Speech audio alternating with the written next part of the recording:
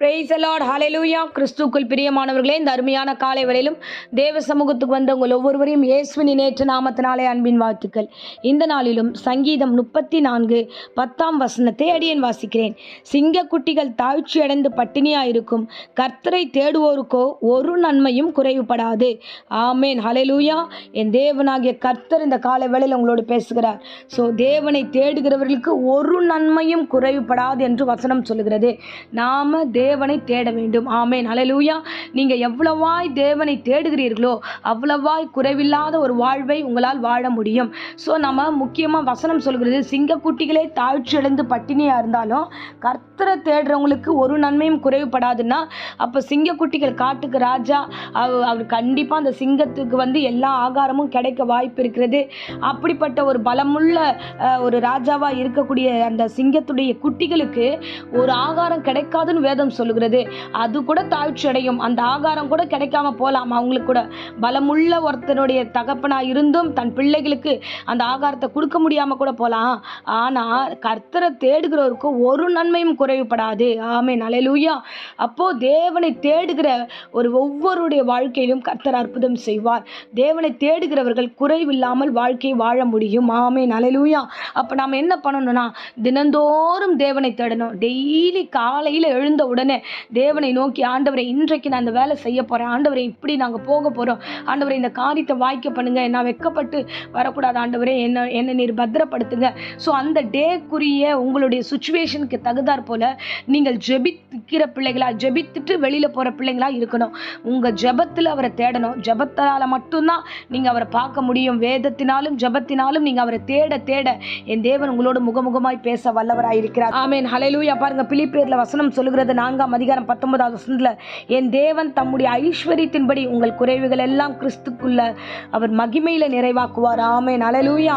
அப்போ தேவனாகிய கர்த்தரிடத்துல தான் சகல ஐஸ்வர்யம் இருக்கிறது. சகலமும் படைத்தவர் அவர் தான் சகல மேன்மை உள்ளவர். அப்போ அவர் உள்ள வரும்போது உங்கள் குறைகள் எல்லாம் அவர் நிறைவாய் மாற்றுவார். அப்போ கிறிஸ்துவுக்கு நீங்க இடம் தரணும், தினந்தோறும் இடம் தரணும். இந்த பிரசங்கத்தை கேட்கிறவங்கள மாத்திரம் இல்லை, அவரிடத்துல ஜெபிக்கிறவர்களாக, ஆண்டவரே இந்த பிரசங்கத்தை கேட்கிறேன், எங்க வீட்டில் குறையா இருக்கு, இந்த சூழ்நிலை குறையா இருக்கு, இந்த 2025 வந்துட்டோம் ஆண்டவரே, இன்னும் ஆண்டவரே எங்கள் குறைகள் எல்லாம் மாறணும், ஆண்டவரே நீங்க கண்டிப்பா எங்களுக்குள்ள வாங்கன்னு நீங்கள் தேவனை தேடும்போது உங்கள் குறைகள் கர்த்தர் நிறைவாய் மாற்றுவார். எந்த விதமான சுச்சுவேஷனா இருந்தாலும் அதை மாற்றக்கூடிய வல்லமை கிறிஸ்துவ கிட்ட உண்டு. ஆமென், ஹல்லேலூயா.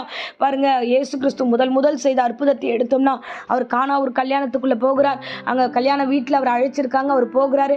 அங்க நல்லா போயிட்டு இருக்க அந்த கல்யாண வீட்டில் திடீர்னு ஒரு குறைவு வருகிறது. அங்கே திராட்சரசம் குறைவுபடுகிறது. குறைவுபட்ட உடனே அவருடைய தாய் சொல்லுகிறாங்க, அப்பா இந்த மாதிரி திராட்சரசம் குறையுது, ஏதாவது செய்யுங்க அப்படின்னு சொல்லும்போது, அப்போ இயேசு கிறிஸ்து அழகாக சொல்லுவார், ஸ்திரீயே உனக்கும் எனக்கும் என்ன, இந்த டைம் என்னுடைய வேலை வரல இன்னும் அப்படின்றத அவர் வெளிப்படுத்துறாரு. அந்த வேலை வரலன்னு சொல்லும்போதே அந்த அம்மா உடனே சுதாரித்து கொண்டு வேலைக்காரர்களை பார்த்து அவர் என்ன சொல்லுகிறாரோ அதை அப்படியே செய்யுங்க. ஆமென், ஹல்லேலூயா. இயேசு சொன்னா மட்டும்தான் நம்ம வீட்டுக்குள்ள அற்புதம் நடக்குமே தவிர வேற யார் என்ன வார்த்தை சொன்னாலும் அற்புதம் நடக்காது. இயேசுக்கு தெரியும் எந்த டைம்ல உங்களுக்கு உதவி செய்யணும்னு. ஒருவேளை இந்த வேளையில அங்கலாய்த்து கொண்டு இருந்தீங்கன்னா என் தேவனை விடாம பற்றி கொண்டிருங்க. யாக்கோப்பு ஜெபம் பண்ணது போல ஆசீர்வாதத்தால் வழியா உம்மை போக விடேன்னு சொல்லிட்டு போராடி ஜெபிங்க. இயேசு கிறிஸ்துக்குள்ள கடந்து வாங்க. கிறிஸ்துவை மகிமைக்குள்ள நடத்துவார். அவர் உங்களை மகிமைக்குள்ள அவர் நடத்துவார். நீங்க கிறிஸ்துக்குள்ள நீங்க நிலைத்திருந்தா போதும், அவர் உங்களை திறந்திருக்கும்படி செய்வார். ஆமென், ஹல்லேலூயா. ஆகையால நீங்கள் அவரை அழைக்கும் பொழுது அவர் உள்ளே ஒரு பெரிய அற்புதத்தை உனக்காக செய்வார். ஆமென்.